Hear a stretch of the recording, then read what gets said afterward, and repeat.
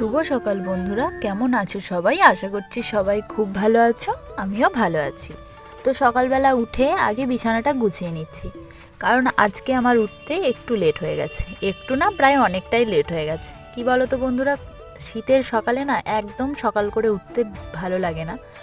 তো যাই হোক, সকালবেলা উঠেই আগে বিছানাটা গুছিয়ে নিচ্ছি। আর বেড কভারটা না হালকা ময়লা ময়লা মনে হচ্ছে, তাই জন্য ভাবলাম আজকে কাচবো। দিয়ে তারপরে আবার ভাবছি না থাক, আজকে আর কাচবো না, কালকে কাচবো। তার জন্য বেড কভারটা আজকে এটাই রেখে দিলাম, কালকে বেড কভারটা আর কি কাচবো, তখন অন্য একটা বেড কভার পেতে দেবো। প্রায় অনেক কদিনই হয়ে গেল এই বেড কভারটা পাতা আছে, আর একটুখানি জায়গায় না ছিঁড়েও গেছে এই বেড কভারটা। তো ঘুম থেকে উঠে বিছানাটা গুছিয়ে ব্রাশ ট্রাশ করে চা খেয়ে নিয়েছিলাম। তারপরে দেখি যে এই কাকা আর কাকিমাটা এসেছে। মানে আমাদের বারান্দাতে ধান রাখা ছিল, চাষের মানে জমিতে ধান হয়েছিল প্রায় অনেক দিন আগেই আর কি। ধানগুলো শুকিয়ে বারান্দায় রাখা ছিল, কিন্তু মানে আমাদের গোলাটা মানে মড়াইটা আর কি নামানো হয়েছিল, মড়াইয়ের তলাটা আর কি নতুন করে করা হয়েছে, তার জন্য ধানগুলো বারান্দাতেই রাখা ছিল। তাই আজকে কাকা আর কাকিমাকে বলা হয়েছিল, ওরা এসে তুলে দিচ্ছে। এদিকে দেখো, এই ধানগুলো না অনেক কদিন আগেই আর কি কাটা হয়েছে, আর এগুলো মেশিনে কাটা হয়েছিল, দিয়ে শুকিয়ে রাখা হয়েছিল। আর প্রায় ওয়েদারটা এখন ঠিক ভালো না, তার জন্য ধানগুলো আর কি মড়াইয়ের মধ্যে তুলে ঢাকা দিয়ে দেওয়া হবে। এদিকে দেখো, ধানগুলো একে একে কাকা আর কাকিমা প্রায় সবই তুলে ফেলেছে।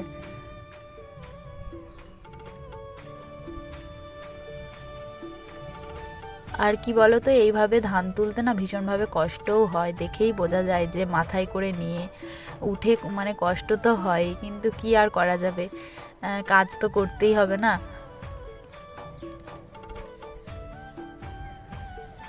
তারপরে ধান টান সব তোলা হয়ে গেছে, তারপরে কিছুক্ষণ বসেছিলাম, বসে থাকার পর দেখছি ইট চলে এসছে।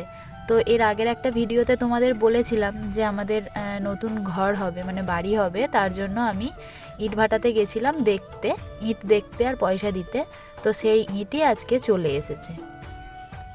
তারপরে ইট নামানো হচ্ছিল, নামানো দেখে কিছুক্ষণ দেখার পর এদিকে দেখো এসেছি রান্না করতে। আজকে হবে বেতের শাক ভাজা, ভাজা না পোস্ত করব, আর ওদিকে বাঁধাকপি আলুর তরকারি। তো দেখো, বেতের শাকগুলো আমার ঠাম্মা আর কি বেছে ধুয়ে রেখেছিল, সেটাই এখন আমি সেদ্ধ করতে বসিয়ে দিচ্ছি। কি বলো তো, এখন আলুর জমিতে যেহেতু বেতের শাকগুলো হয়, এবার ওই শাকগুলো যেহেতু মানে জমিতে আর কি ওষুধ দেওয়া হচ্ছে, এবার শাকেতেও তো সেই পরিমাণ ওষুধ একই পড়ে না, তার জন্য আর কি সেদ্ধ করে নিচ্ছি। তো সেদ্ধ করে নিয়েছি, তারপরে এদিকে দেখো হালকা করে একটু পাঁচফোড়ন দিয়ে দিলাম, দিয়ে পাঁচফোড়ন দেওয়ার পর শাকটা আর কি হালকা করে আগে ভেজে নেব।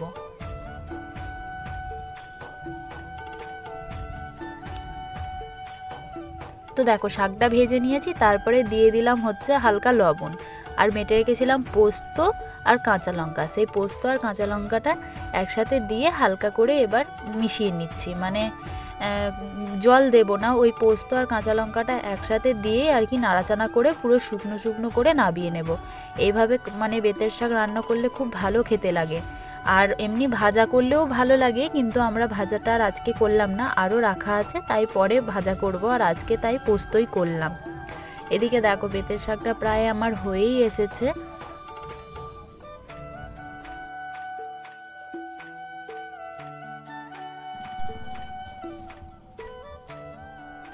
তো দেখো এদিকে বেতের শাকটা আমার ভাজাও হয়ে গেছে, না সরি, এটা তো ভাজা না, এটা পোস্ত, যাই হোক পোস্তটা আমার হয়ে গেছে।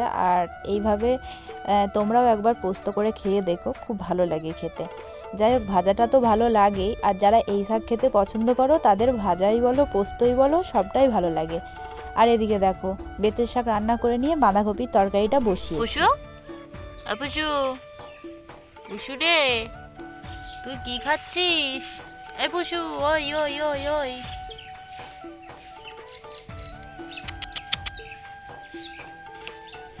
তো যাই হোক দেখো, এদিকে রান্না কমপ্লিট করে নিয়ে বসেছি খেতে।